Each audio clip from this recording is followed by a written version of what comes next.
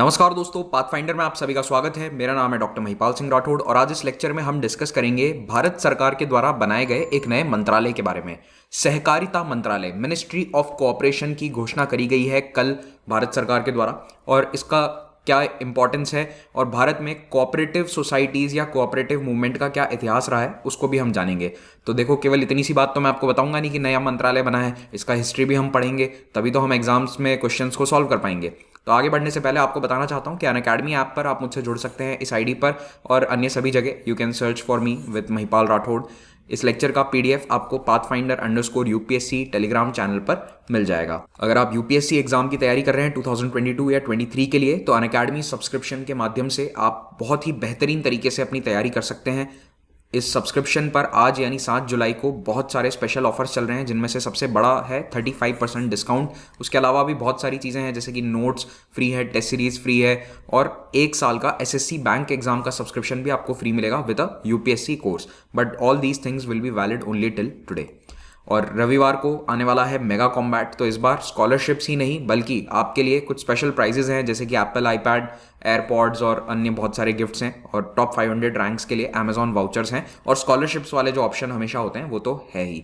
तो इस कॉम्बैट में हिस्सा लेने के लिए कॉमेंट में आपको एक लिंक मिलेगा, उस पर क्लिक करके आप इस कोड का यूज कर सकते हैं। भारत सरकार ने एक नए मिनिस्ट्री ऑफ कोऑपरेशन की घोषणा करी है।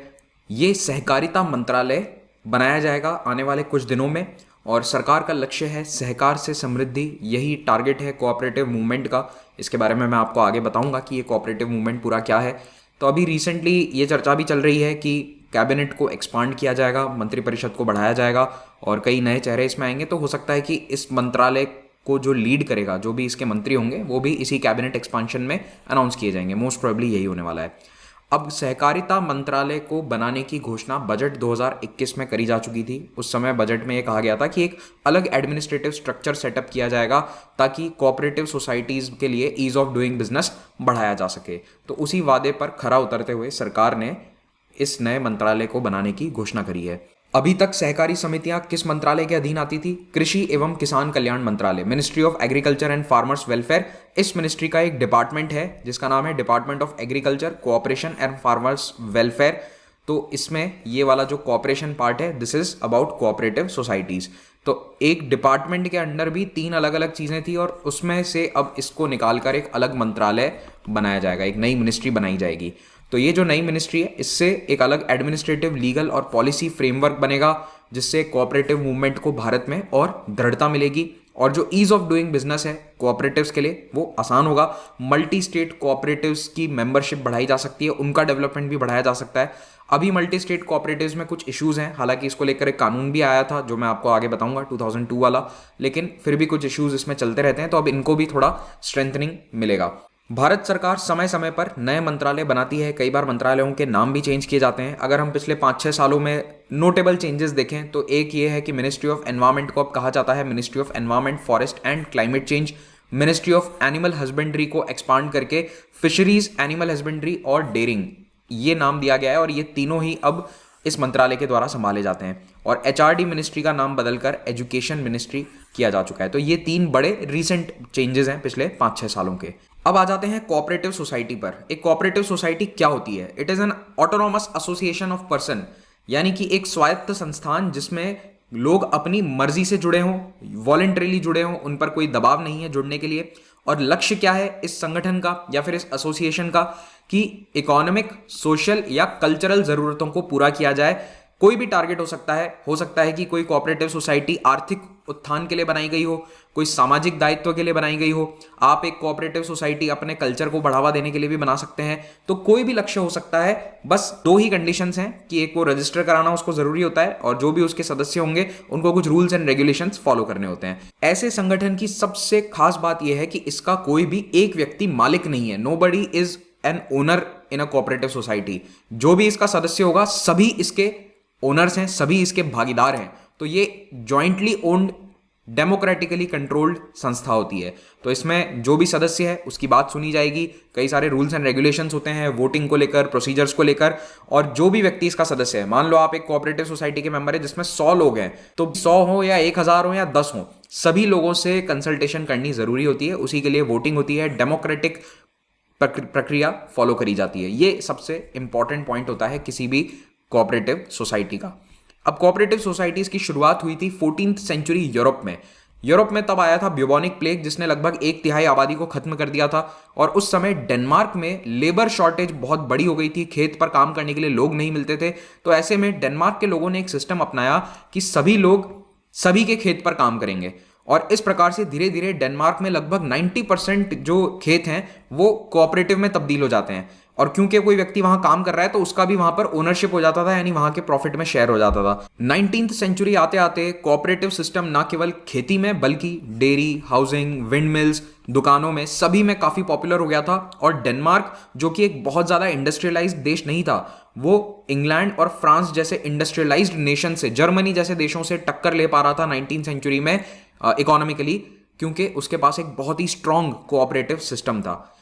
इस कोऑपरेटिव सिस्टम का धीरे धीरे विस्तार दुनिया के दूसरे देशों में भी होता है। भारत में पहली बार कोऑपरेटिव्स का आइडिया आया 1870 के दशक में, जब डेक्कन एग्रेरियन रायट्स या डेक्कन अपराइजिंग चल रही थी। उस समय जो डेक्कन एरिया, महाराष्ट्र वाले एरिया के किसान थे, उन्होंने पहली बार कोऑपरेटिव बनाए थे। हालांकि ये लॉन्ग लास्टिंग नहीं थे, लेकिन कुछ समय के लिए वहां पर यह आइडिया इंप्लीमेंट किया गया था। अगर आपको इस डेक्कन राइट के बारे में ज्यादा जानना है तो आप हिस्ट्री सीरीज के लेक्चर नंबर 36 को देख सकते हैं, जिसमें हमने पेजेंट रिवोल्ट्स आफ्टर 1857 को कवर किया है।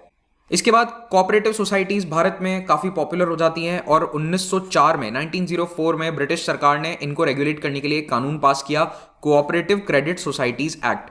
अब यहां पर क्रेडिट शब्द का इस्तेमाल किया गया है। इसका क्या मतलब है कि ये क्रेडिट सोसाइटीज को रेगुलेट करा था। क्रेडिट क्या होता है, देखो इन सोसाइटीज में एक सिंपल तरीके से बता रहा हूं, 100 लोग इकट्ठा होते हैं और 100 लोग को बोला जाता है कि आप 100 रुपए डालिए, तो ये हो गए 10,000 रुपए। अब इस 10,000 रुपए के पूल को किसी को लोन पर दिया जा सकता है। मान लो इन्हीं सदस्यों में से किसी को जरूरत है तो किसी को 5,000 दे दिए, किसी को 2,000 दे दिए।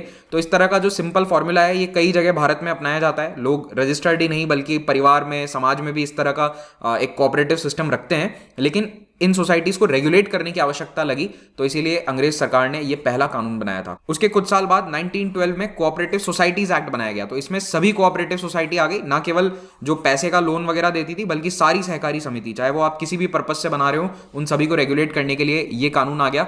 अब अगर आप एक कोऑपरेटिव सोसाइटी बनाते हैं तो आपको इस कानून के तहत उसे रजिस्टर करवाना था। और पहली बार रजिस्ट्रार की पोस्ट बनाई गई। रजिस्ट्रार एक काफी इंपॉर्टेंट पद होता है किसी भी सोसाइटी में। आप एक तरह से कह सकते हो कि सोसाइटी को डे टू डे चलाने वाला व्यक्ति रजिस्ट्रार होता है। तो एक व्यक्ति को रजिस्ट्रार अपॉइंट करना जरूरी है।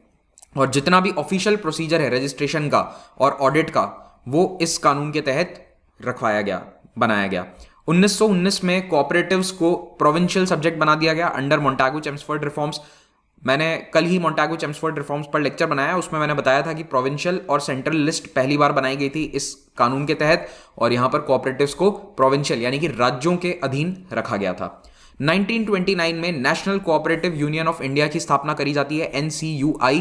इसका लक्ष्य क्या था, जितने भी कोऑपरेटिव्स हैं उनको एक मंच पर लाया जाए और इससे कोऑपरेटिव मूवमेंट को स्ट्रेंथन किया जाए, तेज किया जाए। अब आप देख रहे हो धीरे धीरे देश में एक कोऑपरेटिव मूवमेंट, एक सहकारिता आंदोलन बनता जा रहा है। यह आंदोलन किसी के विरोध में नहीं है बल्कि लोगों का जीवन स्तर सुधारने के लिए बहुत ही जरूरी है। तो ये कोऑपरेटिव मूवमेंट भारत के अंदर काफी स्ट्रांग हो गया था बाय 1920s एंड 30s।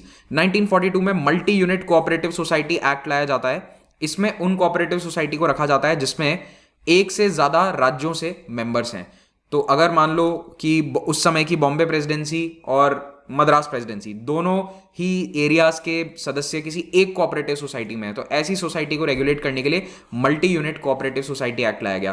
क्यों? क्योंकि यहां पर क्या है, प्रोविंशियल सब्जेक्ट बना रखा था। तो बॉम्बे के अलग कानून थे, मद्रास के अलग कानून थे, लेकिन अगर कोई सोसाइटी दोनों राज्यों में ऑपरेट कर रही है तो फिर वो इस कानून के तहत रेगुलेट करी जाएगी, multi unit cooperative societies act.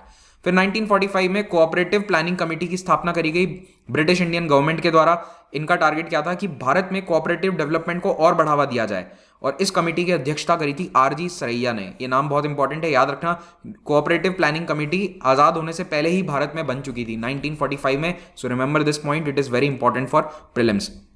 इस कमेटी का यह रिकमेंडेशन था कि भारत के 50% गांवों में और 30% रूरल आबादी को कोऑपरेटिव मूवमेंट से अगले 10 सालों में जोड़ना है। काफी एम्बिशियस टारगेट था। इतना तो नहीं पूरा हो पाया, लेकिन फिर भी कोऑपरेटिव मूवमेंट को काफी सबल मिलता है।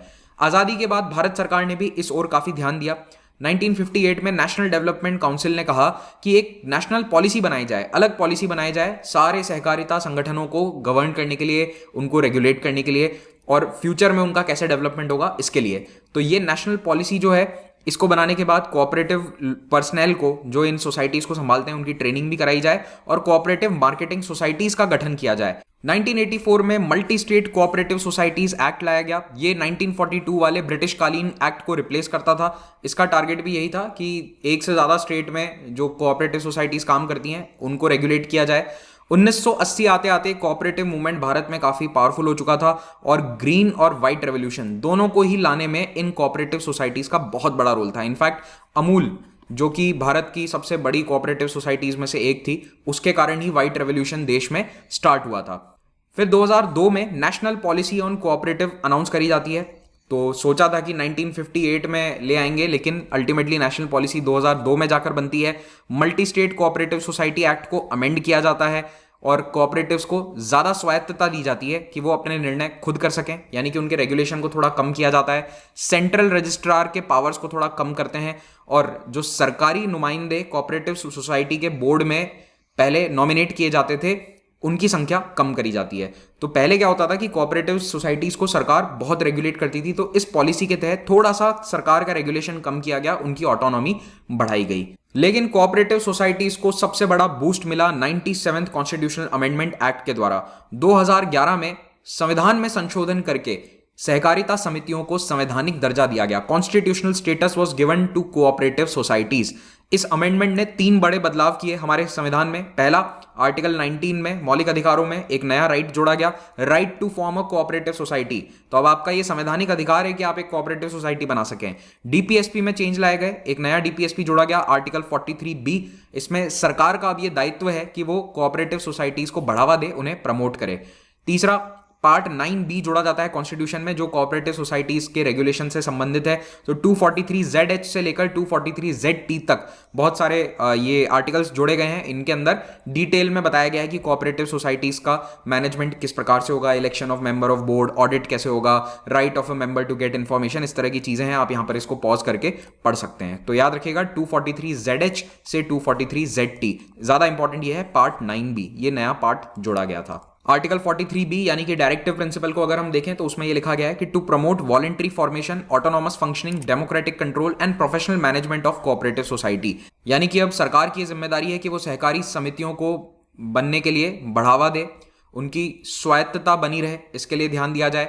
वहां पर जो भी कंट्रोल हो रहा है उसमें डेमोक्रेसी पूरी होनी चाहिए, डेमोक्रेटिक कंट्रोल और प्रोफेशनल मैनेजमेंट हो। ऐसा नहीं है कि 2 या 3 लोग मिलकर अपनी मर्जी से कोई कोऑपरेटिव सोसाइटी चला रहे हैं। प्रोफेशनली मैनेज्ड होना बहुत ही आवश्यक है।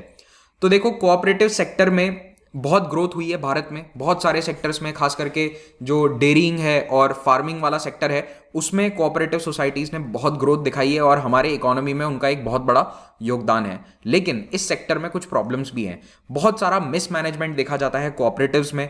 अक्सर ये देखा जाता है कि कुछ कोऑपरेटिव सोसाइटी में 2, 4, 5 लोग हावी हो जाते हैं, वो अपने हिसाब से चीज़ों को मैनेज करते हैं और डेमोक्रेटिकली फंक्शन नहीं करती। कई सारी वित्तीय गड़बड़ियां भी देखी जाती है, लोगों का पैसा लोग लेकर भाग जाते हैं, इस तरह की चीज़ें बहुत देखी गई हैं। इसीलिए इस पूरे सेक्टर में रिफॉर्म्स की बहुत आवश्यकता थी और लगातार सरकार ये रिफॉर्म लेकर आई है। तो 2011 के कॉन्स्टिट्यूशनल अमेंडमेंट के बावजूद कई जगह अभी भी कुछ प्रॉब्लम्स मौजूद हैं और इसीलिए ये मिनिस्ट्री ऑफ कोऑपरेशन अब उन छोटे छोटे इश्यूज को सॉल्व करेगी और इससे भारत के आर्थिक तरक्की को और बढ़ावा मिलेगा। तो इसी के साथ ये लेक्चर हम समाप्त करते हैं। इसका पीडीएफ आपको इन दोनों ही टेलीग्राम चैनल्स पर मिल जाएगा। अगर आप भारत के बेस्ट टीचर्स से आईएएस एग्जाम के लिए पढ़ना चाहते हैं तो अनअकैडमी सब्सक्रिप्शन को अवेल कीजिए। यहाँ पर लाइव पढ़ाई करवाई जाती है और अभी इस कोर्स को अवेल करने पर आपको कुछ एक्स्ट्रा बेनिफिट्स मिल रहे हैं, जैसे कि एक टेस्ट सीरीज जिसमें प्रीलिम्स और मेंस दोनों के टेस्ट हैं, वो आपको कंप्लीटली फ्री मिलेगी। अगर आप 1 साल से ऊपर का सब्सक्रिप्शन लेते हैं, आप इस कोर्स को ईएमआई ऑप्शन पर अवेल कर सकते हैं। हर महीने एक छोटा अमाउंट पे करना है और आपकी पढ़ाई अनावरत जारी रहेगी।